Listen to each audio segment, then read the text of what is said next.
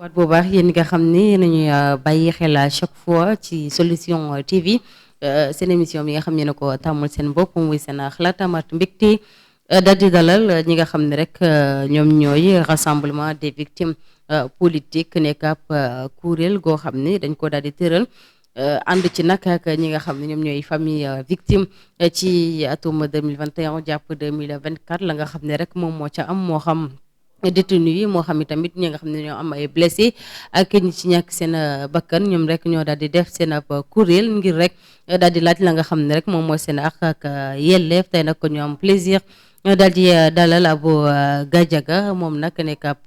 blessé ci biir kuréel gi ak Cheikh Omar Gouta nekk ex détenu ak Ndeye Maguette nekk ci maanaam daal teewal famille détenu yi tey nag ñoom la ñu daal di dalal suñu plateau ngir waxtaan ak ñoom la nga xam ne rek moom moo ëmb boobile kuréel ak itamit la nga xam moom moo nekk ci biir ma daal di jox Abou Gadiaga mu daal di ñëwanteeg que ñuy bàyyi xel ginnaaw mu la nuyoo ba pare.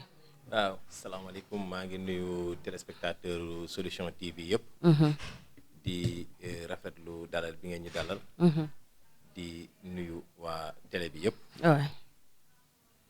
di fi représenté nag rassemblement des victimes. particulièrement les blessés. voilà merci beaucoup Abou ci kanam tuuti ñu daal di dikk ci waxtaan bi gën koo yaatal bu baax a baax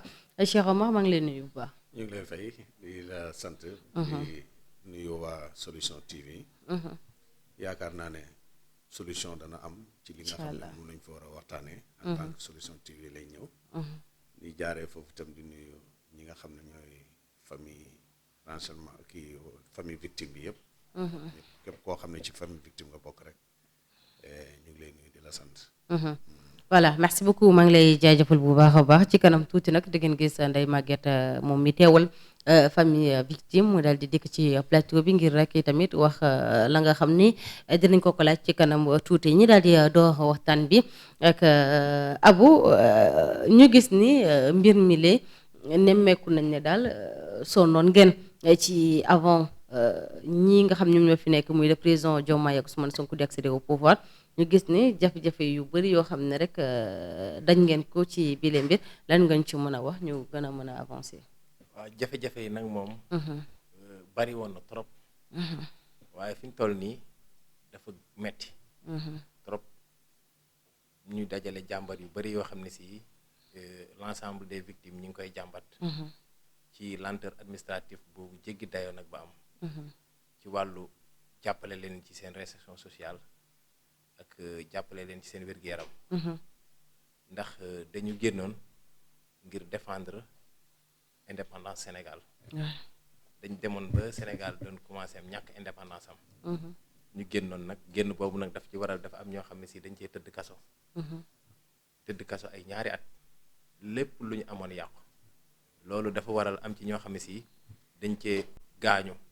ba perte seen cër ñii perte tànk ñii perte bët. ñi am ci ay blessures génn ak moom dëkk bi. am ci ñoo xam ne si dañ ci ñàkk seen doom. ñu ñàkk seen waajur. yow nga bokk ci blessé yi. man ma bokk ci blessé yi nga xam ne dama boole blessé ak génnoon dëkk bi. ah bon. waaw mun naa ni le 12 novembre laa génnoon dem Mali. après jóge fa dem Burkina Faso. maa ngi ñibbi lu waraloon loolu. waaw boobu xam nga ñëw nañu commencé di ma wër cité nommément tuddee ma force occulte. cité nommément par Félix Antoine Diome ak Aïssata Tall Sall. ñu joxe woon ay instructions pour nañ ma wër fu ma mën a nekk rek nañ ma jàpp te xam naa ni force occulte moom bu ñu ko jàppee dañ koy exécuter. parce que mun nga jàpp rebelle tëj ko wala terroriste mais force occulte moom da nga koy exécuter. parce que mooy nit ñi ñu bëggoon a rey. ci loolu nag nekk naa biir Sénégal nekk ci côté Koungheul. benn moment fa laa nekk ba xam ni ñu ngi may tracé. ci laa génn Sénégal. ok ba nga génnee Sénégal après par la suite nga ñëw. bàyyi woon naa fi société bu mag. bu doon liggéey ci emploi ay nit ñu bari. mais mun naa ni presque lépp dafa yàqu. te bi ma ñëwee ñi tëdd kaso nii ñëpp biñ leen ñi ma ci jot a topp biñ leen attee dañ dem tëdd kaso. ok di purger seen peine. nga xam ne si même daanaka yow mooy perte nga sax. voilà kon da nga def daal ni ngeen dem ba Touré defoon. exilé. waaw ci kanam tuuti ñu daal di kat ci yow Cheikh Omar yow tamit nga bokkoon ci ex détenu yi nëbboon la jant bi ci xeex bi nga xam ne yaa ngi ko doon xeexal ñi fi nekk jamono ji. maa ngi lay gërëm di la sant. en fait xeex bi mënutoon a ñàkk. ndax dañoo ñëw rek gis benn waay joo xam ne nii dafa mel ni benn gaynde boo xam ne toog na 100 ans yu mu lekkut gis yàpp waral dundee ñëpp daal.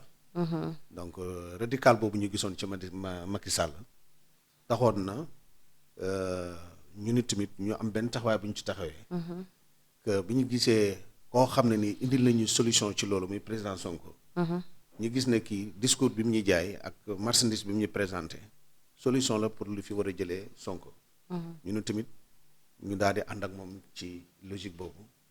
porte xeex bi ànd ceeg moom bañ daal pour mu wéet ci moo tax bi ñu gisee Macky Sall bëgg koo dundee rek ñun tamit ñu ne ko doo ko fi lekkee. parce que dafa bëggoon a reeree. waaw ñu ne ko doo ko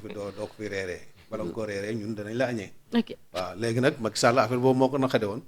mu bëggoon nag kotookut mu liquité ñi nga xam ne ñoo ko bëgg a añee pour mu mën a reeree Sonko parce que tam Sonko bu ko reeree woon dafay nekk reer bu neex nag waaw maanaam moo tax ñun tamit nag loolu lañ ko doon xañ ñu ne ko nag kaay nag ñu nag yow. waaw léegi bala nga koo reeree ñun ñu añee la moo tax effectivement añee nañ ko. waaw voilà nga dugg ci kaso. kaso def naa fa 7 mois. njëkk naa dem kaso def fa 12 retour de parquet def naa fa 12 jours. après ñu def ma contrôle judiciaire. avant loolu sax man dañ ma def plainte parce que dama génn def benn sortie ci Macky Sall alerté. ba pare tam alerté secteur religieux bi. parce que Macky Sall daf leen a poñe woon poñe boo xamante ni li mu leen doon bëgg a def loo suñ noppi woon bàyyi leen ñu dem bu ñu ànd ceeg moom rek Sénégal daf doon nar. kan moo la plainte. collectif bu APR. bu nekk Parcelles. donc ñoo ma plainte. ñu ne man ma bokk ci ñi nga xam ne maay influencé booy yi. pour ñuy contre Macky Sall ak yooyu bi ñu may def plainte bi nekkuma Sénégal bi ñu ma ko envoyé WhatsApp ma def demi tour ma ñibbisi. bi mu ñibbisee ma woo sama avocat ne ko ñibbisi naa all commissaire bi ne ko su fekkee daf may bindalaat beneen convocation mu bind ko su fekkee daf may jël si it man je suis prêt na ñëw jël si ma. alors que su la ñëw jël si ma commissaire Kébé bu Parcelles maa ngi koy nuyu au passage bi mu ma gisee rek automatiquement dafa au procureur ne ko li nga ma sant du ma ko def parce que kii xam naa ko li ñuy wax ci moom dara amul ci fekkee naa ay discours am fekkee naa ay njàngaleem kii ko bëgg Sénégal te discours yi muy tenir dafa nekk intérêt pour Sénégal. parce que boobu Abdou Karim Gueye Abdou Karim Diop. dafa waxoon bu ñëwee nañ ma torturer nañ ma dugal ci giri bi nañ ma def lii nañ ma def lii mu ne ko comme commissaire bi ne ko en tout cas danaa ko éditionné bàyyi ko mu ñibbi këram bu subaa bu xëyee ñëw ma dugal ko ci oto yi indi la ko waaw mu ne ko bu dawee nag mu ne ko bu dawee nga téye ma kii xam naa ko kii dugul kuy daw. kii bu doon daw du nekk ci biti ñu convoqué ko muy retourné di ñibbi kii du nekkul kuy daw. donc foofu daal la affaire bi démarré woon donc après ñu def ma contrôle judiciaire bi ma demee taxaw ak juge bi sama avocat mu ngi fa woon maa ngi koy nuyu maître Babacar Ndiaye bu Pastef. bi ma laajee na ma ndax yaa wax yi ma ne ko bien sûr maa ko wax li ma waxoon it mën naa ci dellu parce que jamono boobu ñu ngi woon ci affaire góor jigéen. place de l'Obélisque ma ne man sama baay joxe exemple ak bàyyi Macky Sall bàyyi Moustapha Niasse bu leen doon ay góor doon sëy est-ce que nation bi dana am ñun duñ judd ay góor a góor mënuñoo sëyante judd di jur ay doom mu ne ma loolu bu doo ko wax ci président bi ma ne ko kay mën naa ko wax lu gën a supérieur président mu ne ma mooy lan ma ne ko su ma la woon yontu yàlla aadama bu doon ay góor la doon sëyat est-ce que adduna bi dana existe mu ne ma non ma ne ko pourquoi ma mën ko wax ci yontu yàlla aadama du ma ko wax ci Macky Sall du ma ko wax ci sama baay du ma ko wax ci keneen pourquoi mu ne ma tu as raison mais da nga waroon a seet. parce que institution la woon moo tax. non yàlla moo gën a doon institution. non pas ci cadre boobu. politique bi maanaam li waral ñu jàpp la parce que nekkul cadre bële moo taxoon ñu jàpp la. waaw mais explication bi dama ne bu fekkee ne waruñu ko wax ci institution loolu dama ne loolu ànduma ci. voilà parce que institution bi gën a mag mooy bu yàlla benn du gën a fort boobu. te boo mënee jël exemple ci yonentu yàlla aadama na bu doon sëy ak ay góor kon nation du am war naa mën a jël man sama baay bu doon sëy ak góor man du ma judd Moustapha Niasse noonu Macky Sall ñoo pourquoi ma cité ñooñu parce que ñooñu ñoo nekkoon responsabilité bi au moment ci état bi bu fekkee ne nekkoon it ma jël exemple ci ñooñu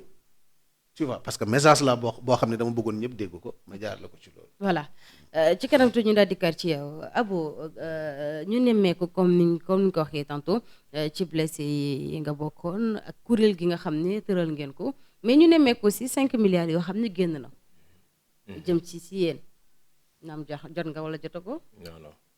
ah bon mais nag nga gisee séddale beeg mbir mi ci am parce que bëri na polémique. waaw parce que 5 milliards yooyu.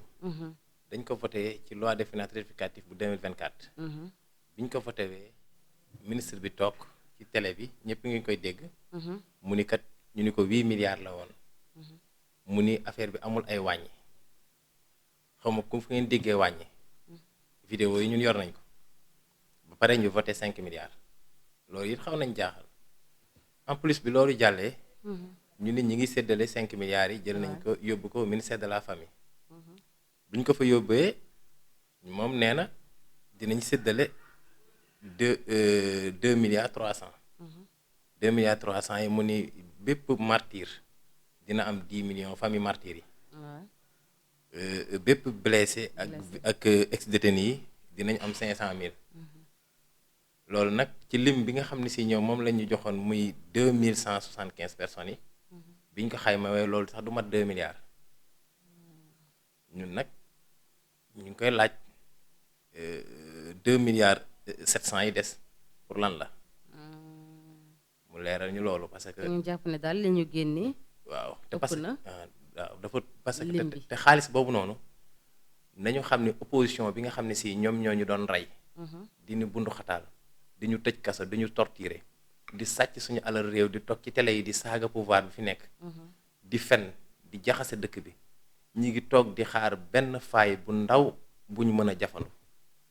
te xaalis boobu noonu nañu xam ni xaalis la bu dangereux pour pouvoir bi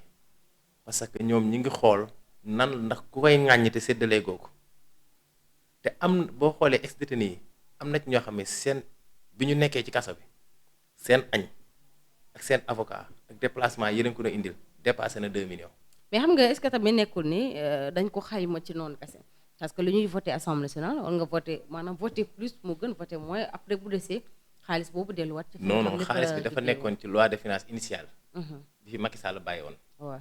foofu lañu ko dugaloon mu nekkoon 8 milliards. bi ñu ñëwee ci loi de finances rectificative bu 2024 bi foofu lañ ko voté 5 milliards. 5 milliards waaw même boo xoolee ci loi de finances rectificative bi page 67. ñoom defuñu sax 8 milliards yi dañ def foofu 0 franc yow li nga rectifié war ngaa bind sax di ko li mu doonoon. waaw avant mu nga koy muy fi nga ko indi. waaye yooyu yëpp sax du solo si mooy dañu xam ni victime yi daf ci am ñoo xam ne si dañuy fanaan ci ay garage am ci ñuy fanaan ci atelier tailleur am ci ñu perte seen bët am ci ñoo xam ne dañu perte seen tànk am ci ñoo xam ni fi ñu toll nii dañ fi bàyyi woon ay place bàyyi woon fi ay atelier bi ñuy dem prison bi ñu génnee fekkaatuñ ko fi mën naa ci lim ay nit ñoo xam ne si li ñu yoroon yëpp perte nañ ko. loolu waral koppar gi. man mii di wax nii non koppar googu. koppar gi voilà mais. mënut a compenser. 0,0% ci pertu victime yi. parce que daf ci am ay victimes yoo xam ne si li ñu perte xalaatuñ état jox leen ko. te victime yi bu fekkante ni état daf leen a laaj ñi ci ëpp. pourcentage bi ëpp ñoom dañ ñëwoon état bu mu leen may buñ leen. état na leen jàppale ñu financé leen seen ay projet ñu démarré war seen activité di liggéey di fay loolu moo gënal victime yi parce que loolu mooy tax kenn du ñu mën a jàmm baaraamu tuuma ndax génn ñu woon pour xaalis ndax ñi génnoon ñëpp bu doon xaalis man mii sama kër laay tëdd Cheikh Omar mii këram lay tëdd ak ñu ci bari ndax ku ci nekk yoroon nga liggéey boo xam ne si mënoon na la yor sa njaboot bu doy sëkk. mais bañoon Sénégal dem ci dictature ndax booba instant bu Ousmane Sonko bu ñu ko tëjoon. li ñu defoon Mamadou Dia moom lañ koy def te ñun loolu noonu suñu bakken bii lañ ci tegoon démb moom lañ ci teg tey moom lañ ci teg suba bu ñu mënee nag ñu permettre ñi defoon loolu yëpp Sénégal yàq xaalis Sénégal rey nit ñi def yëpp ñu toog ci plateau yi loolu ministère de la justice war na ci jóg ay pexe parce que ñooñu waratuñ toog ci plateau yi di wax di saaga nit ñi ndax nit mënoo koo rey mënoo ko torturer mënoo ko tëj kaso mënoo santaane ñu ko rey jël ay nervi def yëpp ñu bàyyi ñooñu ñi tere ne ci dëkk bi ak ñun metti na trop ñu xam ne nag victime yi ñu ngi dund lu metti na ko premier ministre bi xam na ko président bi xam. attends mais dañoo gisoon wala ñu dégg ni Pastef lépp loo xam ne waree na ci loolu li ma nga ci doon xaar tànk tubayam. li Pastef doon def avant ñuy nekk ci pouvoir bi. voilà loolu sax amatul. ba nekkee au pouvoir amatul ndax loolu maa ngi ciy nuyu soxna kii Fatima Mbengue ak Anta Dia. te ki souhaité waale heureux ménage. ak Omar Fall. maa ngi leen di nuyu bu baax a baax. ndax nit ñu doon taxawee dañu ko jàppalee doon ko baral loolu amatul. kon ba njëkk si au pouvoir dafa dakk. dafa yéex. ok mais dakk maanaam dakkul mais dafa yéex luñ la war a defal luñ la war a faj ci un mois dinañ la ko faj ci 6 mois moo tax pour l'instant nii am nañu daanaka 5 morts ci victime yi. weer bii ñu génn rek. am nañ 3 morts. am nañu 9 ñoo xam ne si dañ dof complètement fi may wax ak yow nii Mouhamed Mbissane. mais ñi décédé la moo nekkoon seen tawat. dañuy sooxaale ay feebar. gis nga boo gi torture yi ñu leen doon def. ak tëj prison bi ni mu méttee saame rëbës ak blessure yi ñu yoroon moom lañ doon sooxaale faj bi mooy des parce que nit ki bu yoratul dërëm. yoratul dara fajam da nga ci war a gaaw appuyer ko ba mu mën a dem di faju ji di ñëwaat mais faj bi dafa sooxe dafa yéex trop fi ñu toll nii am nañ ay dof am na ci Maxa Keita bi ñu koy jël en charge fekk na dof na complètement Mouhamed Mbissane bi ñu koy yóbbu principal di ko faj dof na complètement te dina amaat yeneen dof ndax am na 9 dof te am nañ ci ay centaine de plus de 150 personnes yoo xam ne si ñii da nga leen xool xam ne ñii bi ñuy dugg kaso ak ni ñu mel bokkatul. ndax am na ci ñu commencé yàqu. li ko waral mooy bi ñu génnee amuñu réinsertion sociale bu normal opposition bi nag ñi ngi bëgg a jël affaire bi di ci wax di ci def di ci dindi. mais dañu xam ni ñoom projet bii. ñun duñ ko bàyyeeg waa Pastef duñ ko bàyyeeg kenn ñun ñoo koy protéger suñu bopp ndax ñun ñoo doon xeex ba teg ko fi. te duñu seetaan kenn di ko yàq dinañ leen may temps ñu def seen liggéey mais nañu moytu affaiblir seen base bi. ndax suñu maire Jamil Sané mi ngi ko doon wax nañ ko déglu bu baax. ndax wax ju am importance a wax. mooy lan nañu fexe ba parti bi bu mu affaiblir base bi. surtout ndax base bi boo leen affaibliree ba amuñu lu ñu dundee amuñu lu ñu lekk amuñu lu ñu jëndee connexion mooy waral liggéey bi ngay def Sénégal yépp kenn du ko gis. voilà. bu nit ñi toogee di yàq sa der ak ñi yàqoon Sénégal rey nit ñi sàcc alalu réew mi ñooñu ñëpp mën a toog ci dëkk bi di traîner te di am moyen ay milliards dinaa ci ñëw yu nu mën a financer nit ñi ñooñu noonu buñ nekkee di dox yow da nga affaiblir sa base. dinaa ci ñëwaat bu baax ci côté boobu lii voilà Cheikh Oumar ñu déglu ki nga xam ne moom mooy Abou mu xam lekk daal que ni jàppale bi nga xam ne waroon na wala ñu ngi ko doon nemmeeku ci jamono yi nekkee ci opposition bi ak ba ñuy soog a jor pouvoir bi dafa mel loolu ginnaaw lu mu waxee dafa xaw a yéex. dafa am loo xam ne il faut ñu bàyyi ko xel. mooy lan. mooy Pastef ak pouvoir. Pastef ak pouvoir maanaam. Pastef pouvoir Pastef en 2021 man mën naa cee def témoignage yu bëri. ndax victime yi man mii maa nekkoon ci terrain bi ak docteur Cissé di leen di seeti ba pare di leen di récompenser yi nga xam ne maanaam di leen di delloo yi nga xam ne moom lañ defoon ci seen bopp ci paj ci feebar ak yu demee noonu. Pastef daf leen jëloon en charge. automatiquement fat parce que Pastef dafa pragmatique ba nga xam ne dafa ëpp. donc seen Pastef googu dañ ko wane ci lépp loo xam ne ni nekk nañ ci. donc président Sonko. def na tour dem ci ñoom ñëpp jaale leen dem seeti leen te loolu yëpp ñoo ko doon coordonné parce que pour mu demoon fa problème la woon ndax famille dañu jot ay menaces bu fa Sonko ñëwee nangam bi ñun ñuy jaar ci suuf dem di wax ak famille yi na leen dara du fi xew. Sonko dana ñëw ci jàmm dana dem ci jàmm. ba ñoom ñu nangu pour accueillir Sonko pour mu ñëw seet si leen. tu vois bi nga xamee ne nag ñëw nañ pouvoir du Pastef moom moo yor keesu nguur gi. Pastef keesam la yore woon doon am budget boppam di ci def lu mu ci mën a def mais léegi nag du Pastef boobu nag moo war a ñëwaat pour doxal loolu léegi état la état nag bi ñu ñëwee ñoom li ñu waroon a njëkk a def. mooy fexe bale boobu ñu waxoon dañ ko waroon def ba mu jeex ndax tet yi rek lañ changé mais loxo yeeg tànk yeeg jëmm yi ña nga fa ci waa système bi. ba léegi ñoo fa nekk dañoo waroon a def ni Burkina Faso bi seen waa ji ñëwee. gis nga ñi doon génn di ànd ak ñoom ci manifestation yi sax xooluñ kii ci parti bi la bokk wala bokkul ci ànd nga ci ñoom liñ indi rek après dañ leen recensé dafa leen ay projet financé leen ko gars yi dem liggéey. voilà ci mbirum 5 milliards yi parce que jox na polémique ginnaaw moom moo génne. waaw donc ñi naan jot na jotaguma. boo gisee foofu laa bëggoon a ñëw sax. pour moo tax ma lancé lale. maanaam bu fekkoon ne système bi bale woon nañ. tey ñoom lépp luñ teg ñi ci suuf dañ koy mën a appliquer normal mais fu mu toll nii état bi bu tegee am na ci biir système bi ñu fa nekk dañuy def ay gàllankoor yoo xamante ni ba li état bi bëgg a war a doxal du mën a dem vraiment comme ni nga xam ne noonu la war a demee ci côté détenu yi. boo gisee mu jur benn coow maanaam dafa am sorte boo xam ne ministre bi daf ko génn def ko boobu dafa am ñum blessé parce que nit koo xamante ni mu ngi tëdd ak ay douleur ñii bali fetal mi ngi seen yaram ñii ñu ngi doon xaru ku ñuy wax Ahmed comment adresse Ahmed Missane yéeg ne 4e étage la waddee ci suuf doon xaru yàllaa ko dimbale ba dammut deewut ay xusu-xusu rek moo ko am actuellement ni mi ngi hôpital ñu ngi koy faj ak ñeneen ak ñeneen ak ñeneen ñooñu nga ñëw indi leen benn. kan moo ko jël en charge. état moo ko jël en charge ñu mel noonu nga xam ne egg nañ foofu ci frustrate booy communiquer ak ñoom da nga leen di wax loo xam ne day dalal seen xel ba boo ñëwee nga ne ña dee naa leen jox 10 millions yéen ñuy dund naa leen jox 500,000 te kooku fu mu nekk nii mi ngi war a dem àllaaxira bëgg faju kon kooku mi ngi mel ne da nga na ko deyal. même chose loolu mooy indi frustrate bi comprendre nga bu ko defee nag ñooñu ak seen yaay yi.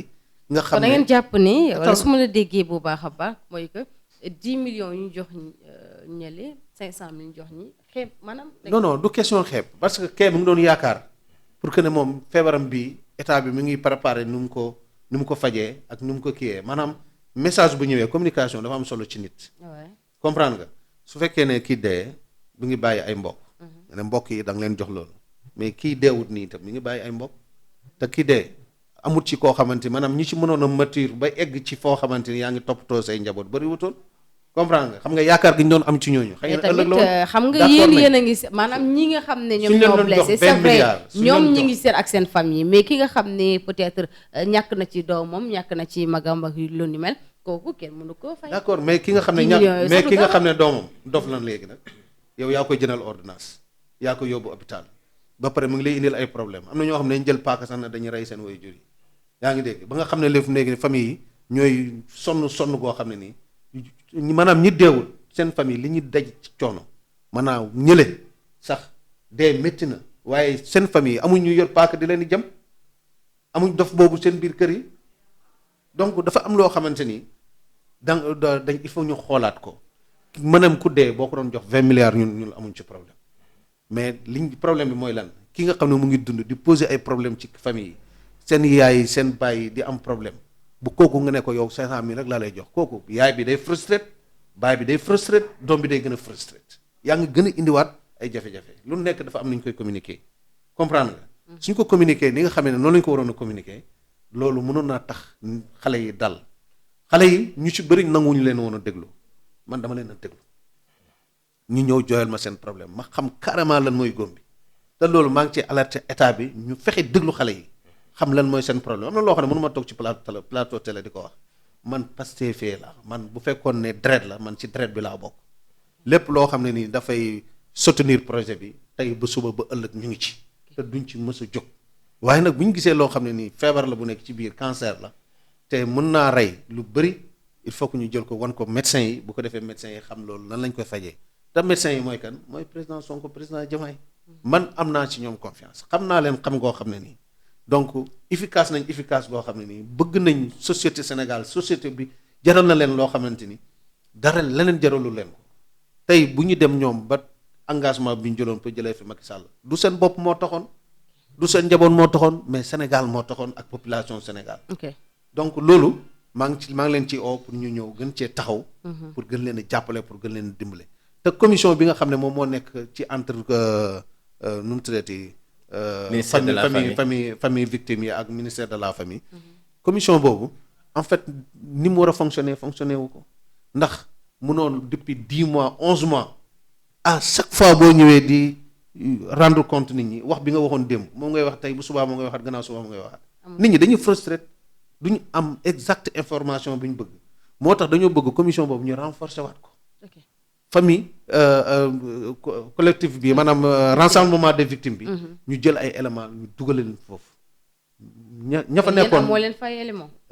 non maanaam ñu gën koo renforcer. parce que gis nañ ay nit ñoo xam ne efficace nañ. su leen fa dugalee danañ mën a jox information. les bonnes informations te ba pare itam danañ mën a wax li nga xam ne moom lay détenu yi di kii. mais ñay dem foofu dafa mel ni xamuñu détenu yi ci lan lañ ne. voilà dina ñëwaat ci yow Abou comme ni ko Cheikh Omar addu lu jëm ci boobu li mbir mais tantôt balaa maa ñëw ci moom tantôt maa ngi dégg ngay wax ci li nga xam ne wàllu Diouf Bodian waxoon na ko un jour que ni ay opposants milliardaires moom la ñu am tantôt yaa ngi doon ci brosse dafa mel ni que ni ñii nga xam ne tegagum nañ leen loxo le cas de Farba Ngom Tahirou Sarr ak ñeneen ñi nga xam ne amaana ñu ci fiile waa pôle judiciaire financier naka nga gisee situation boobu li foofu nag moom dama fiy def alerte bu rëy ministère de la justice ak ki jiite lépp luy pénitencier ndax li ñu dégg na dañu jël benn cellule maanaam denc fa 5000 milliards 5000 milliards comment parce que buñ la waxee ne la dafa am cellule boo xam ne dañ fa boole sàcc bu mel ni Samuel Sarr sàcc bu mel ni Farba Ngom sàcc bu mel ni Tahirou Sarr sàcc bu mel ni Khadim Ba nga boole leen tëj leen ci benn cellule loolu risque bu toll doonu bu dee am na ci pénitencier yi gaaw jóg bu dee 100 mètres kenn war a fa am privilège na kii dem secteur 1 kii dem secteur 2 kii dem secteur 4 kii dem secteur 3. da nga gis ne daal boole leen. loolu c'est super dangereux. bu amee nañ ko teel a saafara ndax ñooñu ay criminel lañ ndax nit bu mën a sàcc ay milliards sàcc ci terre loo xam ne si bu ñu jëndi woon terrain de football yi Dakar dindi tali yi. li mu sàcc rek bu ñu jëndee loolu terrain de football yeeg kii tali yi rek loolu mooy Dakar ñun benn nit moom lañ jox loolu ci suuf. ñooñu ñu yor ay centaine de milliards yoo xam ne dañ koo sàcc ñooñu kenn waru leen a boolee fenn. ñooñu da nga leen war a soreele kii dafa war a nekk Kédougou kii nekk Louga kii nekk Thiès kii nekk Dakar ñooñu waruñu sax bokk prison. parce que ce sont des gars très dangereux. état war na jóg ak liggéey beneen bi ci nekkit. voilà. mooy dama toog dégg El Malick Ndiaye mu ni justice bi am na rupture. mais man li ma jàpp mooy justice bi amul rupture. ah mais non attends ndax la nga pratique nga xam ni doon nañ ko gis ci régime yu weesu ak bii bokkul. mën naa ci tontu lu tax nga wax loolu. rupture dañuy wax rupture buy am. na lépp équilibré. kii tooñ nañ ko teg daan bi tooñ jar mais nit mënta jël oto yor ko di ko dawal yorul permis def fraude de document mbëkk nit. mu dem ñu acquitté ko mu ñibbi këram nit toog ci plateau di sosal ministre bu toll ni Abbas Fall nga xam ni kooku bu ci Pastef amoon 10 Abbas Fall kenn du am lu la metti te foofu sax dama fay def point ministre yi nañu jéem a xool ci Abbas Fall parce que am na benn saafara bu muy def ci population bi ak di ko def ci partisans yi ak di ko def ci victime yi di leen déglu di wootante ak ñoom téléphone di dégloonte ak ñoom nañ koy def ndax wuyu bu muy wuyu téléphone tax na fan yu néew rek sauvé na daanaka bakken te guddi lañ ko woo mu décroché ma téléphone am koo xam ne si bu ko jëlutoon en charge day faatu loolu nag war nañu roy ci Abbas Fall ak roy ci Sayer Tambidou ñoom nañu député yi nañu xool ci Sayer Tambidou am dispo nit ñi soxlawuñu xaalis mais nañuy déglu nit ñi pour mën a yóbbu xibaar yi surtout loolu ndax loolu la ñuy doyee député ndax bu parti bu xeexee ba fal député yow député bi da nga war a di déglu waa parti boobu di yóbbu seeni xibaar di ko boole xibaari sénégalais yi beneen bi topp le ministre de la justice na wax ci loolu ndax nit mënta toog ñu ni la diffamation dafa rey ay bakken yàggul dara pour setal deru nit ñu rey ci ay bakken nit ñëw taqalaat deru beneen ministre ñu daal di koy acquitté loolu métti nañu trop ndax loolu daal jàppoo ne rupture la jàpp ma ni rupture ak nit di dawal oto yorul permis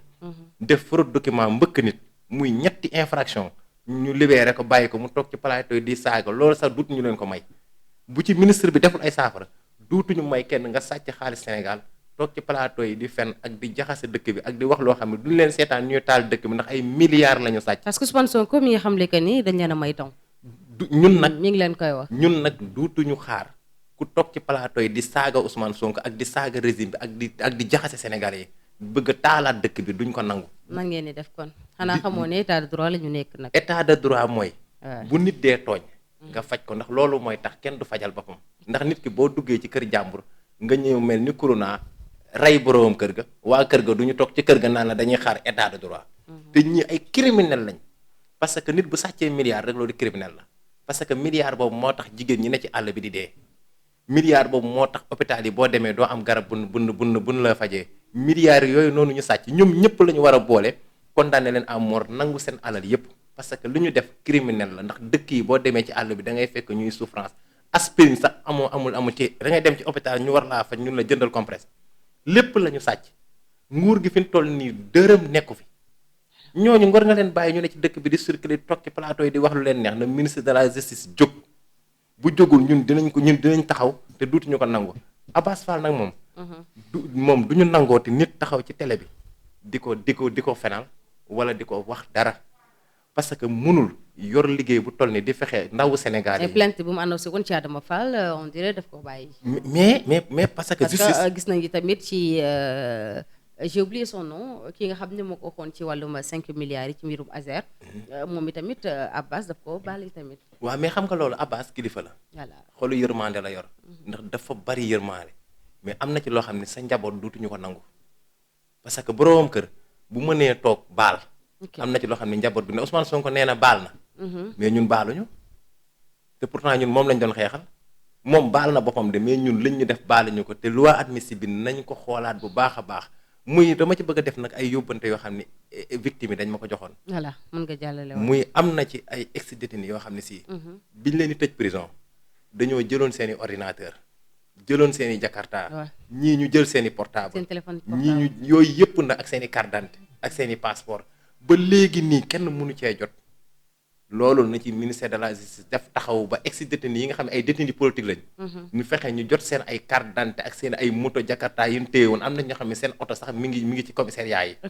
beneen bi topp voilà maanaam victime yi nañ ñu fexe ñu am couverture maladie universelle ba nga xam ne ku ci soxlaa faju du too jógee sa kër di dem ba ministère ba hôpital bi la njëkk a jege di nga fa mën a fajoo ndax prise en charge médicale bi dafa metti ci blessé yi bërk ak victime yi ndax te ñépp ñi ngi sooxaale ay feebar même ñi nekkoon prison tëdd ñi ngay seen ñu dox nii ku ci nekk bu taxawee mën na toog mais feebar yi muy sooxaale ndax ay torture lañ doon dund ñooñu blessure yooyu nag dina yeewu te gis nga buñ leen defalul prise en couverture maladie universelle ñu ci bari duñu mën a dem ci ministère bi moo waral cas bu ñuy gis day nekk cas bu nekk dernier chance muy beneen bi ciy topp ñu fexe ba lii nga xam ne si moom lañ leen di dimbalee ñu xam ne victime yi laajuñu xaalis xeexuñu woon jàppalewuñu woon Sénégal ngir fayee ko mais ci biir bi ñu nekkee ci combat yi paradoxal quand même voilà xaaral ma daaneel foofu bi ñu nekkee ci biir combat yi dañu perte seen lépp am na nit bu ñu la tëddee 2 ans nga wàcc bi ngay génn bi ngay dem ci kaso bi préparé woo sa ginnaaw bi nga génnee fekkoo fa dara am ci ñoo xam ne dañu génnoon Sénégal 2 ans bi ñuy ñëwee ñemewuñu fi woon a dugg seen lépp a yàqu ñooñu nag dañu soxla nga financer leen seen ay projet ñu mën a liggéey au lieu que nga di leen may xaalis ñuy fay comme ni ko Sénégal yi def loolu lañ gën a soxla nga di leen may voilà ndax ñi fa nekk ndax ñi ñu tëjoon ñëpp ay liggéeykat lañ may nag sant bu baax nag état bi di wax ni def nañ effort yu bëree bëri mais nañ ko gaawal te yokk accélération ministère bi yor wàllu victime yi. incha allah seen liggéey yéex na du ñàkk Cheikh Omar dina ci gën a dikkaat bu baax a baax Abo ma lay jaajëfal ñu lay dalal Ndeye Maguette moom mi nga xam ne moom moo teewal famille détenue yi mu daal di ñëw rek installé wu le temps que Cheikh Omar ñu daal di dikk parce que Abo li nga xam ne lim na ko ci wàllum jafe-jafe yoo xam ni ex-détenu ñu ngi koy dund wala ñi nga xam ne ñoom ñooy blessé yi di ko dund famille tamit di détenu yi tamit di dund ex-détenu di dund li nga xam ne moom mooy li ni mel soo koy dégg muy wax ak ni nga xam ne mi ngi koy waxee je vois que ne dund na ko mais est-ce que même aperçu ngay am ci moom li mu wax. oui wax na dëgg. en fait boo toogee ak détenu yi wala ñi nga xam ne bay blessure lañ. sooy waxtaan ak ñoom nga déglu leen attentivement en tant que nit en tant que kuy yëg dara en tant que koo xamante ni da nga reconnaître ne doomu aadama dafa am ak yelleef da nga xam ne ñii nekk nañ ci position boo xam ne position bu mal la maa ngi gërëm nag ñi nga xam ne tudd na leen ku mel ne Abass Fall ak Tambédou honorable maa ngi leen di gërëm di nuyu itam au passage monsieur le maire Aboubacar Jamil Sané ci app bi nga xam ne seen taxawaay la ñuy ci ñi nga xamante ni ñoo nekk base bi ak ñi nga xam ne ñoo nekk ay victimes effort yi ñuy def pour jéem a dimbale seeni nation seeni population ñu loolu dañ ko war a saluer donc di leen ci gërëm nag ci taxawaay boobu parce que ñu ngi dimbale président de la république en même temps ñu ngi dimbale itam premier ministre ci liggéey bu extraordinaire bi nga xam ne ñu ngi koy taxawee donc loolu dafa nekk loo xam ne lu am solo la pour que ñu jóg pour régler les problèmes des familles victimes yi tout le monde moo xam ni koo xam ne dañ ko jam moo xam ku feebar la moo xam ku ñu reyoon la moo xam ku dawoon la ñàkk alalam et tout ça. parce que dafa mel ni que ni li nga wax lu am solo la mais dafa mel ni boo leen comparé li nga xam ni dundoon ngeen ko ci régime mu Macky Sall moom ngeen ni comparé ak li nga xam ne jamono ji la justice sénégalaise mi ngi koy doxee parce que jàpp ngeen ni lii kat du rupture amaana yéen a waxoon jubal jubbanti. waaw xam nga jubal jubbanti. voilà am na. ndax boo xoolee ci yoon a ngi jubbanti mais tamit di libéré problème mënul ñàkk. waaw mais boo xoolee état bi ni muy doxee. lépp lu muy proposé intérêt global lay nekk. loolu lu uuteeg ak ñi fi nekkoon ñee intérêt personnel rek lañ doon defee problème nag mënoo ñëw na lépp dana régler ci benn minute. loolu tam dañ koy comprendre moo tax famille victime yi yëpp dama leen di on na leen nañ def ndànk du tee nag li nga xam ne mooy problème bi nañ ko souligner teg ko ci table bi. waaye itam nañ ànd ak dal nañ ànd ak ndànk parce que ñi ñuy waxat ay nit lañ te dañuy déglu te xam nañ te bëgg nañ seen population donc bu ñu leen mayee temps rek ñoom dañu focus ci li nga xam ne mooy affaire yi bëgg nañ koo def mais ni ñu ko bëgg a defee est-ce que mën nañ ko defee automatiquement noonu c'est ça le problème léegi nag bu ñu leen mayee temps dañu gën a jekku def gi pour mën koo def noo xamante ni ku nekk nañ centre boppam et cetera mais bu loolu amut frustré boobu ñun ñu am après ñoom it dañuy frustré dinañ bëgg a def mais duñ mën a def. waaw mais tu penses que rupture am na jamono ji. rupture am na man damay wax ne rupture am na. waaw lu baax la quand même. waaw rupture am na mais rupture lenn rek la. mooy justice su defee li mu war a def rek rupture am na donc boo gisee manifestation yi li ci ko waraloon yépp mooy yoon moo defutoon li mu war a def. moo tax affaire yi débordé. voilà mais nag bu yoon defee li mu war a def rek dara du débordé. donc loolu mooy rupture te actuellement nii gis nañ ne yoon mi ngi def li mu war a def beneen danger bi mu wax rek mooy jël ay ñoo xam ne ni ay woyu lañ ay bandi salon lañ nga boole leen rëbës ci benn sàmbur nañ leen tas ñenn ñi nañ dem 9 ñenn ñi dem 10 ñenn ñi dem 13 ñenn ñi dem 14 parce que ñooñu mën nañoo dajalew foofu def ay pexe yoo xam ne ay initiative yoo xamante ni mën na taal réew. non loolu du ci am. waaw ok parce que ñooñu taal nañ réew mi. ñun problème yi ñu dund nii du état bii nii nekk fi moo ñu ko teg. mais la Diop ak Farba. ma ne ñoom ñëpp benn lañ mburu foofu ko fëriñ mburu yëpp fëriñ lañ leen liggéeyee dégg nga ñun problème yi état bi Sénégal nekkee ak détenu yi ak ñu rey kan moo leen ko teg du Macky Sall ak gouvernement am ñoo leen ko teg te ba pare ñoo bare nekk ci télé yi nekk ci rajo yi bëgg jël kaaw détenu yooyu ba ko politiquer loolu ñun duñu leen ko nangul tey te duñu leen ko nangul ëllëg. te justice ñu ngi koy oon na ko na def li nga xam ne moo war ci loolu. lu mu gën a gaawee na ko def. comprendre nga ñun ñoo moom suñu bopp am nañ droit ne ñun suñu problème yéen bu leen ko wax waa père bu ñu waxati suñu problème am nañ droit boobu wala amuñ ko. am ngeen droit bu ñu ko defee ñoom ñoo ñu tooñ bu ñu waxee suñu problème ñoo ñu tooñ. bëgguñ ñu jooyal ñu bëgguñ ñu kaasal ñu bëgguñ ñu may ñu bëgguñ ñu soral. nañ neutre ci suñu affaire lu jëm ci victime politique. non boo leen addoo moom waa buñ ko defati dañuy parce que politique lañ nekk. non mooy bu ñu politique. parce que boo leen di politique. parce que excusez-moi yéen boo leen jëlee seen problème par exemple am ngeen ko ak gouvernement actuel wala état bi ngeen jël ko wax ko ci public bi wax ko ci penc bi ñoom itamit dañ ciy mën a. ñun ku ñu waxat mooy suñu njiit yi la ñuy waxat. mais ñoom dañ leen wax ne ngir yàlla buñ duggati suñu problème suñu diggante ak suñu njiit. ok am ngeen ci droit ñun suñu njiit suñu problème ak ñun ñoom mën nañ ko régler te ñun am nañ ci ñoom confiance ñoom bu ñu bëggee nag am discours bu ñu politique voilà nañ dem seeti leneen waaye ñun buñ ñu jëlati comme nañ waaw comme arme voilà c'est tout. merci beaucoup Ndeye Maguette ñu lay dalal ginnaaw mu la nuyoo pare nga bàyyi la nga nuyoon teg ñuy bàyyi xel. waaw teewal fii famille détenu ex détenu yi. waaw asalaamaaleykum. maa ngi leen di nuyu yéen ñëpp kenn ku ci nekk ci turam ak santam. di rafetlu invitation bi ngeen ñu invité. maa ngi tudd Ndeye Maguette Thiam nekk présidente famille des victimes. waaw démb ak bërki démb bu ñu ñoo nekkoon ci terrain bi. waaw boobu temps ñoom ñi ñëpp ñu ngi kaso. ñoo nekkoon doon leen xeexal boobu defe naa ni ku ci bokk di feeñ bariwul. waaw ku ci bokkoon di feeñ bariwul ndax booba temps ku nekk yaa ngi nëbbatu ndax ku génn ñun la nipp mel ni kuy jàpp mbóot waaw boobu nag waaye yaay moom même bu doon day dem fenn day dem dee ndax doomam mi ngi ci kaso bi ñu koy torturer ñii rey nañ seeni doom ñii seeni doom génn nañ réew mi téléphone sax mënoo leen koo jot kon kooku moom même bu dëkk bi tàkk day génn loolu mooñ doon génne mooñ doon ci am mon njaboot goo xam ne sama doom dañ ko tëjoon dañ ko tëjoon loolu moo ñu si boole moo taxoon ñaata weer lañ ko tëj moom def na 7 mois léegi nag bi mu xamee ne affaire yi tar na ba tar ci lañ def suñu collectif suñ defee collectif képp kuy yaay wala am na ay papa am na ay mag am na lu nekk ñu dajaloo def suñu collectif dem kii Amnesty International ñoom Alioune Tine ñu ngi leen di sant di leen gërëm jàppale nañ ñu fa lañ daan defe suñuy conférence de presse di ci sant tamit Walfadjri waaw jàppale nañ booba temps nga xamante ni télé yépp ñu doon daw moom moo ñu fatoon ndax bu ñu dàqee woon tribunal dañoo dox jaar biir université fii lañ fa Walf lañ teeresee bi ñëwee mënoon nañ ñoo dàq mais dañ ñoo yaatal indi seeni caméra ñu wax lu ñu neex après ñu dem sortie boobu noonu bokk na ci li gënoon a lancé ñun suñu collectif bi waaw kon nag rassemblement waaw des victimes waaw vraiment kon nag wax dëgg yàlla bu ñu amee occasion bi li ñuy def mooy sant leen gërëm leen ndax mba mi metti leen ci jàppoo voilà ngeen dund ay jafe-jafe yéen tamit parce que ku wax ne sa doom nëbbu ko jant bi ci diiru 7 mois am nga mettit boo xam ne yëg nga ko kon tey suñ demee ba gouvernement bi wala état bi pare ngir doole laat ñi nga xam ni amaan jàpp nañ leen teg nañ leen toor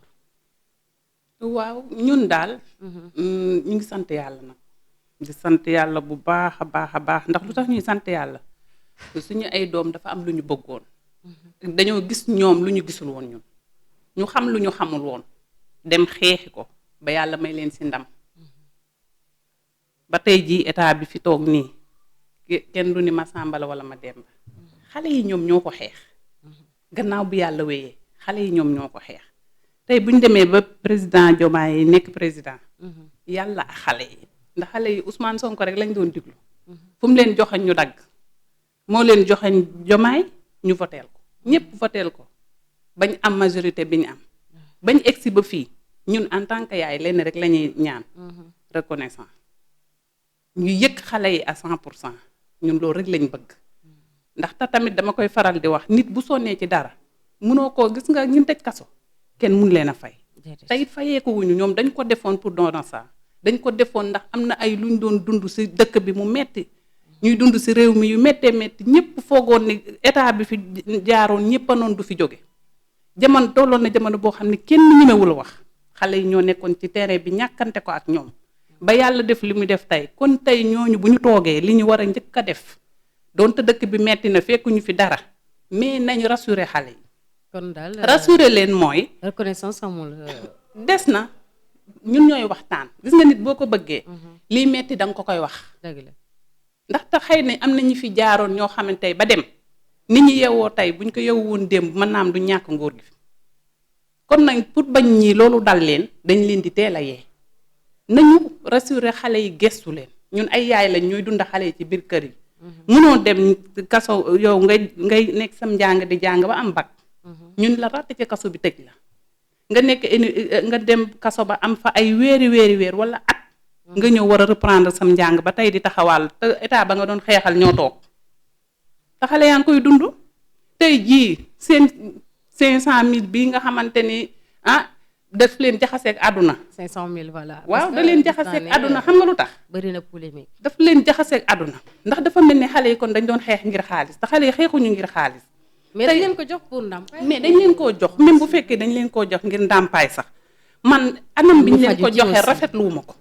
ndax am na loo xamante ne nii tey ñoom kii ministre Maimouna Dièye mënoon na ko doxale ak xale yi pas mu demee nii mais bu tegee publiquement def conférence de presse maanaam ak ni mu ko publier ñun en tant que yaay ñun kontaanuñ ci loolu après mu indi polémique boo xam ci xale yi mujj gi da ngay dégg sax ci réseaux sociaux yi ñu naan xale yi kon bi ñuy nekk wàcc ci terrain bi xaalis a taxoon. mais n'oublie pas que ne ñoom transparence dañu wax maanaam lépp loo xam ne dafay am askan wi dinañ ko yëg. mais waaw kay ba ñu xal askan bi yëg ko mais gis nga communication bu nekk dafa am noo koy communiquer yaa ma ko gën a xam yow journaliste nga. seetaan nga conférence de presse bi seetaan nga ko.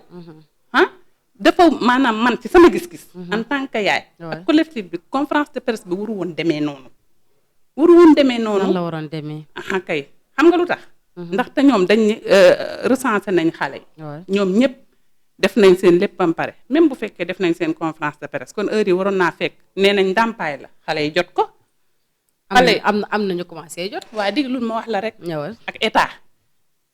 état laa la wax de. yow ñu ne xale yi recensé nañ leen ñoo xam ne matuñu 2000 personnes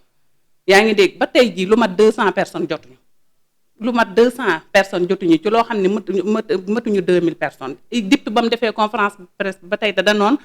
kii nañu nu mu tuddati recensé nañ ba tey am na ñu recensé wul ba tey am na ñoo xam kenn recensé wul leen ana région yi bokkuñu sa doom recensé nañ ko wala recensé nañ ko ok mais région yi xanaa ñoom bokkuñu ci demal Mbàkke ñu bëri kenn recensé wu leen demal ci yeneen régions yi demal Mbuur fu nekk ni mu amee Ndakaaru noonu la amee woon ci yeneen régions yi lii état la état dafa wal fépp ba mu daj même bu doon fi ba extérieur sax waroon naa am bu ñuy recensé Dakar war nañu am ñuy recensé Thiès war nañu am ñuy recensé Mbacké war nañu am fii recensé fu nekk ñëpp pareendoo suñ paree ñu jox leen état lu mënu am kii étudiants yi bi ñu kaasee ñaata fan lañ def seen lépp mu sotti inondation bi amoon Bakel état la mais état ñaata fan la ko réglé kon nag lii buñ ko cof ok buñ ko cof nañ ko gëddaal nañ ko jox fulla ak fayda ndax gis nga am na loo xamante ne nii maanaam bu am na nu muy demee rek après xale yi dañuy jàpp ne humiliation la wala ñàkk yëg la wala dara la te loolu warul dox seen diggante ak état du ma ni moo fa dox nag mais man en tant que yaay njàngat bi ma jàngat man loolu laa jàngatee man ne mënoon naa gën a rafet ni mu demee nii mënoon naa gën a rafet mais xale yi liñ gën a soxla ba gën ko soxla du 500000 xam nga luñ soxla ku leen accompagner ok xale yi jàng nañu non loolu gouvernement actuel mi ngi ciy tëral ay jéego waaw na gaaw booy dimbali nit bul bàyyi ba mu loru am na xale yoo xam dañ leen génne seen location am na xale yoo xam ne seeni jabar dem nañ seen yoon billaahi am na xale yoo xam seeni jabar dem nañ am na ñoo xam ne seen atelier couture fa la ñuy fanaan ak seen atelier mécanicien la ñuy fanaan ak fi dëkk bi toll weeru koor bi am na benn audio boo xam ne dañ ma ko envoyé xoola kooku nee na ñaari fan yàlla ci tàkkul këram te bala muy dugg kaso moo daan liggéey moo daan defal yépp man yàlla def na sama doom yàlla suturaal na ko mais jamono bi mu moom fi mu doon liggéey bi mu duggagul kaso bi mu génnee foofu dañ koo daax liggéeyeetu fa xam nga mais ku nekk ak sa wërsëg mi ngi ci leneen dëgg la xam nga tey ñu noppi xale yi noppi ñoo ëpp fuuf ñi nga xamante ni ñu ngi kii mais gis nga noppi nit moytu ko ndax am na ñi nga xam ne noppi yi dañu rus a wax wala dañoo am na ñoo xam ne dañ naa xëy na dañu découragé wala ñoo xam ne dañu rus a wax wala am ñi nga xamante ne nag ñi ngi wax mais daal booy moytul ki noppi voilà ndax ki noppi xamoo lu mu noppi waale te xale yi dañoo sonn ndax ñun ñooy seeni yaay ñun ñoo koy dund dañu am suñu panel dañuy toog di waxtaan am des fois ñu wax la nit lu muy dund loo xamante ne ñun des fois sax ñuy def ket ci suuf billaahi di ket ci suuf di dimbali kenn dëgg la metti na loolu loolu xam nga kon lu metti la comme lu mel noonu nag su mettee ca dara waralu ko lu dul rek di xeex injustice ak bëgg Sénégal jëm ca kanam ñi tax ñu xeex leen ba ñu toog nañ ñu bàyyi xale yi xel nañ leen sóoraale ci seen lépp nañ leen sóoraale ba tey duma koy moytu di wax à chaque fois dama koy wax président Ousmane Sonko dafa jaay xale yi benn projet toog ci waxtaan si ak ñoom ba convaincre leen xale yi ànd ak moom ci loolu dem xeexe ko ba yàlla may leen si ndam man de li ma koy conseillé lu gën a rafet mooy na woo xale yépp famille victime yépp na leen woo mu recevoir leen inchallah toog waxtaan ak ñoom même bu dee benn toute la journée na ko jar mu toog waxtaan ak ñoom toute la journée moom day ëpp nag déedéet dama ko waxee noonu rek dëgg la ndax gis nga jar na ko de non jar na ko mais xam nga fi jamono toll waaw comprendre ne mais waxin la rek déggin la laaj c'est vrai xam nga fi jamono toll da koo jar même bu mënul nekk da koo jar xam nga lu tax ndax na nag dafa metti woon te la metti woon li ko rataxal ba tax mu ratax kooku na la jaral lu nekk ok na toog ak ñoom waxtaan ak ñoom Ousmane Sonko mu toog ak xale yi waxtaan ak ñoom buñ fa jógee dina am lu mu def ci ñoom voilà mais la fekk ne ba état bi toogee ba tey man en tant que présidente des victimes déggaguma foo xamante ni nii woo nag collectif famille des victimes yi pour recevoir leen bu dee am na xëy na kon ay quelques nit la mais pas famille victime yi te dafa war a boole ñépp nag recevoir leen moo xam fu mu koy defee toog waxtaan ak ñoom fu mu toll ak xale yi xam ko bu ëllëgatee si biir ak ku mënti wax bu boobaa dinañ ko muñe waxu Ousmane Sonko waaye bu loolu amul ma Samba di wax góos ma Demba di wax góos fuggu xale ak mag du benn de ñun li ñuy mën a muñ ak ñoom lu ñuy mën a muñ du benn kii duma bàyyi ma fen dañoo organiser conférence de presse bi ñu organiser conférence de presse mu bari coow bari polémique dimanche passé waa bari lépp ba ñuy menacé xale yi je crois bale la ba ñuy menacé xale yi ni leen conférence de presse boobu am na ñoo xam ne buñ fa demee seen 500 000 yi duñu leen ko jox ñun ñoo ñëw ne xale yi bu kenn ñëw toogi leen ñun ñooy taxaw seen place de conférence de presse ñun ñoo fay toog pour waxal leen xam nga déjà yooyu rafetul te yooyu Ousmane Sonko mën na koo bañ a yëg waaw te yooyu Ousmane Sonko mën na ko bañ a yëg te man leer na ma ni yooyu yëgu ko kan moo leen menacé xaw ma mais écho yi jàll na ba ñun ñu yëg ko man jour boobu damaa amoon xew mais dama bàyyi sama xew dem ba Parcelles Assainies te maa nga dëkk ba commune Hann Bel-Air dem Parcelles te conférence de presse ba kon nag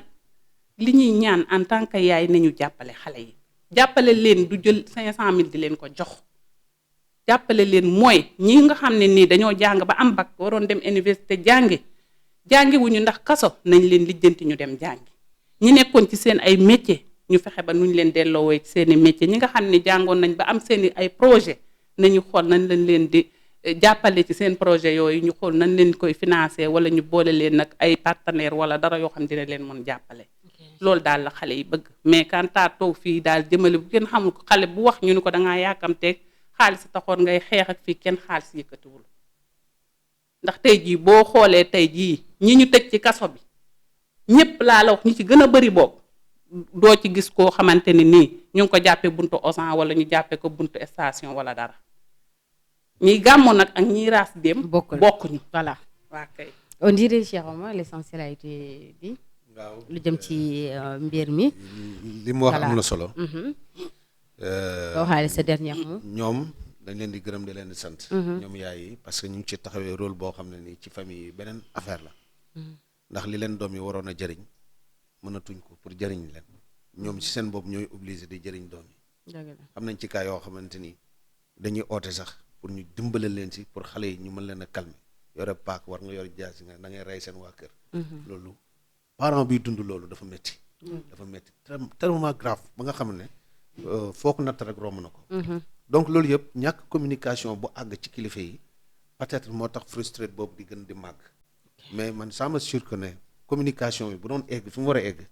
ne kon yëf yi du ñëw ba fii nii voilà donc parce que ñi nga xam ne ñooy kilifa yi xam naa seen taxawaay xam naa reconnaissance bi ñu am ci xale yi donc ba lim leen jaral Sonko boo bëggee lu ko naqadi rek laalal benn sénégalais ci ngay xam moom lan la ko sénégalais jaral te projet bii mu porte nii même bu fekkoon ne Abbas moo ko porté dañuy dem ànd ak moom su ko ma Samba porté woon dañuy dem ànd ak moom bu ko ma Demba porté woon dañuy dem ànd ak moom waaye moom ni mu ko porté dañoo musul gis ku porté projet bi noonu ak détermination bi ak li mu ko jaral tolloon na foo xamante ni bu ko neexoon bu jëndoon glace rek ñu jox ko ay milliards mu dem toogi amoon na possibilité boobu te na kon Macky Sall dafa ko doon def lu Sonko bëggoon ndox ko doon jox dem toog Sonko bu doon ay milliards moo taxoon mu jóg na kon am na ko na kon jox nañ ko mu dem dund ak njabootam nu mu bëgg a dundee bàyyi sénégalais yi ci guuta mais bañ Sénégal nekk ci guuta moo tax mu jël laay fa mu tayle voilà donc kon loolu keroog bi mu taxaw Kër Massar ne su fekkee ne pare ngeen wax leen ma su ngeen parewut ngeen wax ma man ma dem toogi ñëpp na ko pare nañ te wan nañ ko ne ko pare nañ te moom it wan nañu ne moom pare na voilà kon population bi bu fekkee déterminé woon état bi ñu koy jotee am nañ détermination boobu lan moo desati ñu liggéey te liggéey boobu incha allah ñu ngi ci. merci beaucoup Cheikh Omar merci beaucoup. voilà di la jaajëfal bu baax a baax. mbégte la woon di la am la ci bii li plateau waxtaanee lii parce que dafay nekk lu am solo yéen itamit ngeen di mën di exprimer wu wax li nga xam ne moom moo nekk seen xol. waaw te gis nga tout en problème sachant que ni ba léegi yéen ak régime bi yéen a ànd. fi may jeexalee rek mooy gis nga problème nu mu gën a xóotee defar di gën a yéex. dëgg la te état bi fi nekkoon Macky Sall lim yàq mu bëri pax mi mu gas moo xóot. voilà moo tax suul bi nag il faut mu jël temps après ñu tabax incha allah. incha allah merci beaucoup Ndeye Maguette ma itam ma lay jaajëfal bu baax a baax. ok di la bàyyi nga tàggoog ñi bàyyi xel. waaw xanaa di leen sant di leen gërëm. di sant commune Hann Bel-Air ba ma jógee. waaw di sant sama maire bu ma fa bàyyi di bu baax koo xam ne wax dëgg yàlla mook sama doom bokkuñ jubluwaay ci politique mais bañ ko tëjee da ko jàppale woon muy Babacar Mbengue wax dëgg yàlla waaw daf ko jàppale woon maa ngi koy sant bu baax di sant sama borom kër bi may bàyyi may ñëw di dem ci combat bi muy metti sa soxna wax na lii def na lii mu di ko muñ ndeysaan maa ngi koy nuyu di ko gërëm waaw di nuyu sama càmmañ bu ñuy wax Saliou Sow maa ngi koy nuyu bu baax a baax waaye maa ngi nuyu itam waa collectif bi maa ngi nuyu famille des victimes yëpp bu ma ko nuyu jiital ci yaa Sayda Ndey Diop ak tonton Dramé ak Ami Diop rek day yóbbaale famille des victimes ndax metti woon na nag ñoo doon ànd di jooy